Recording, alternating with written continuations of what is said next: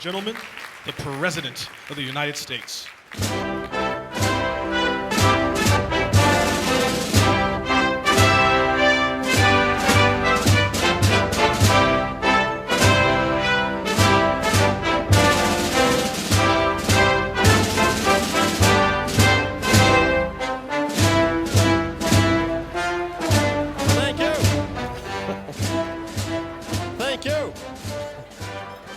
Thank you. Thank you, everybody.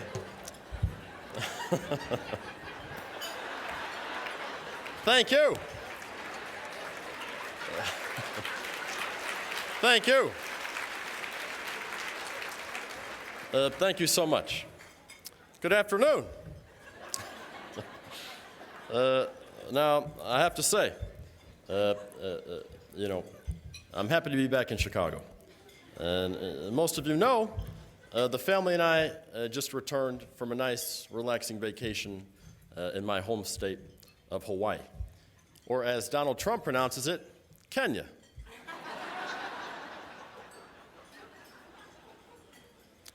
But on behalf of everyone in D.C., I'd like to welcome you all to the YWCA Leader Luncheon here today. We have folks who've come from so far away, places like Wilmette, Buffalo Grove, and Bolingbrook. All right. Where are my Bolingbrook people at? God bless you. You see, I meet so many folks on the road that run up and say, Mr. President, I'm from Chicago too. And then I say, oh really? Where are you from? And they say, Barrington. Or Winnetka. That's not Chicago. This is Chicago.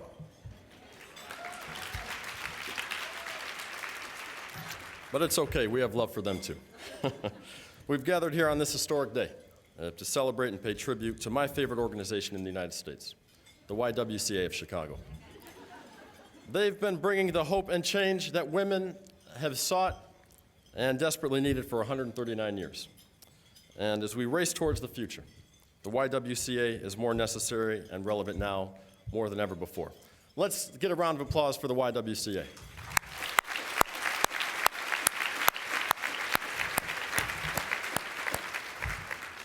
Okay, now back to me. You see, we find ourselves at a time where some folks still think that it's okay to pay women less on the dollar. They think it's okay to tell a woman what she can do with her own body. That's just not right. Nobody tells me what to do with my body, well, except for Michelle. But that's different.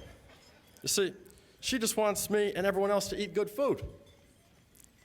But we need to come together, Democrat, Republican, red states, and blue states, to address the critical issues of equality and acceptance, so that 239 years after our country was founded, we can finally guarantee those certain unalienable rights: life, liberty, and the pursuit of happiness. But we don't just want to pursue happiness.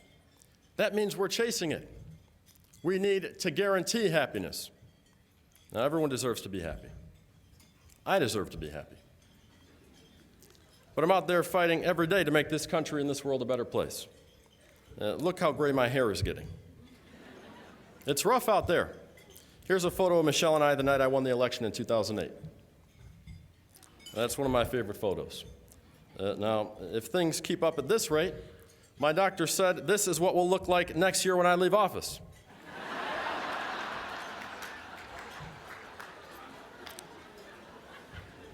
That's not good.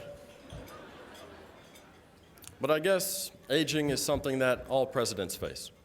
It's a tradition that goes all the way back to our first president, George Washington. This is how he looked at the beginning of his term. And this is how he looked in the middle of his term. And this is how he looked at the end of his term. This job is rough.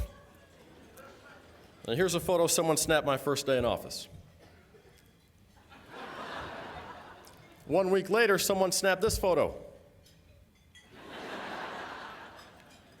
You see, It's true what Harry Truman once said. If you want a friend in Washington, get a dog.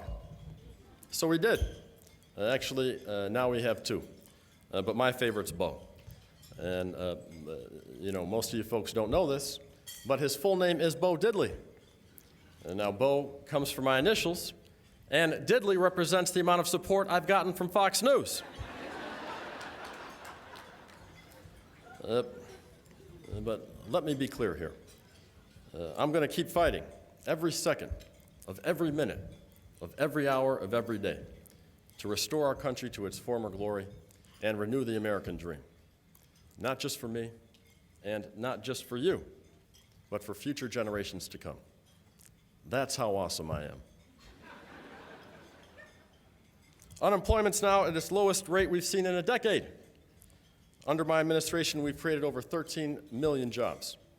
We've seen a boom in small businesses.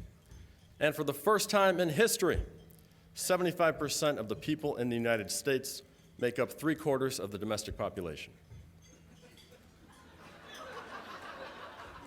Okay. You'll get it. We're brokering peace deals with Syrian President Bashar al-Assad, Iranian President Hassan Rouhani, and North Korean Supreme Leader Kim Jong-un, or as we refer to them in the Situation Room, 2.5 men. Now, in closing,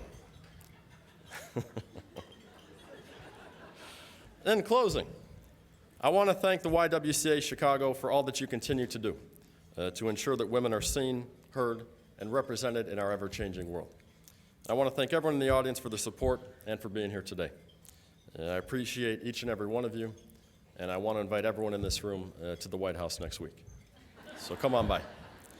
But before I go, I want to bring out our next speaker, who needs no introduction. You've seen her on the news all week. You've heard her on the radio, and you've seen her posters across the city.